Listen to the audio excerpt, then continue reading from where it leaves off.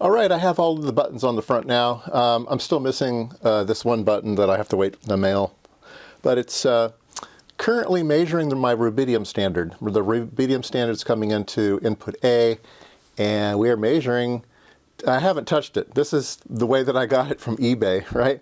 So it's still got a pretty good cal in it. We're going to make it better. The way that you make it better is not to try to adjust this number. It's another method. So what we're going to do is on the back of this instrument is the output of the 10 megahertz reference. Okay, so we're going to take that 10 megahertz reference into an oscilloscope, and then we're also going to take the rubidium into the oscilloscope. So the rubidium is the kind of the green trace here, and the internal oscillator for the Racal Dana is the one that's moving left here. Some people like to use XY. I don't think it really matters. I think you get the same amount of information both ways.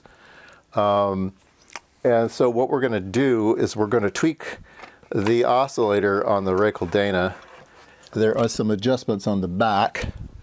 So let me get out a tool to do that. Okay. And we have coarse and fine. I think we can do fine. I think there's just covers on the back of this one,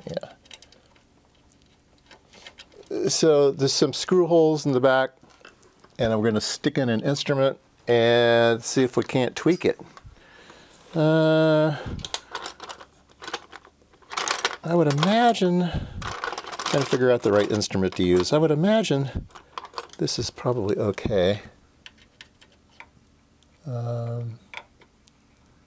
Yeah.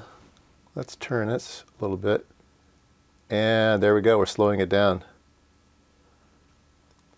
So very nice adjustment in the back. I turned it maybe a quarter turn. In order to get rid of this, I'm going to turn a little bit more. It's still drifting. Now we're going back the other way, just slightly. So you can see that you can really, really dial this in. And I say that's pretty good. Now it's going to drift with temperature. It's going to drift with age, but that is a very, very nice cal. And this instrument is ready to go. Let's take a look one more time on the front panel here. So we can get more digits than this.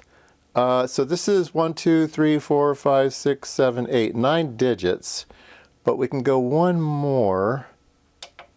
And now the gate has gone very, very slow. Our 1 has disappeared from the 10, but we're able to look at the most significant digit down there, which is going to be just the error of the instrument. We are drifting ever so slightly again, ever so slightly. So let me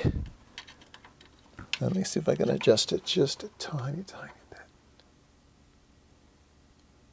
Wrong way.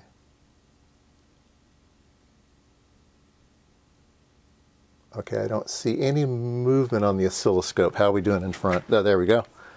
0, 0, 0. There you go. So that's the way you calibrate these things.